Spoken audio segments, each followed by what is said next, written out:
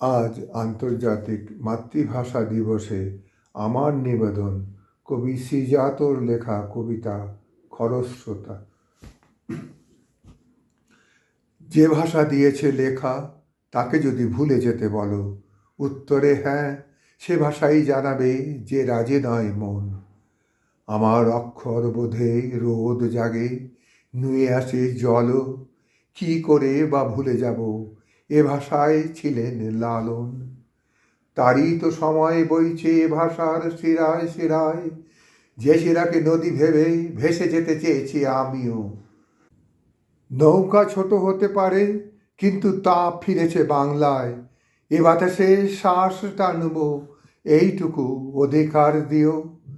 আমারই শব্দের ডাকেই ছুটে আসবে কাঠ বেড়ালি, দেখো সে আমারই বর্ণমালা, যাকে দেখেই জেগেছে হরিণ। প্রতিবাদ যত থাক, পাশে আছে প্রেমের উল্লেখ, এ বাংলার ঘুম ছাড়া ভাঙে না আমার কোনো দিন। যে ভাষা দিয়েছে স্বপ্ন তাকে যদি ভেঙে দিতে বলো, উত্তরে হ্যাঁ, সে ভাষাই বোঝাবে সে অরাজি কতটা।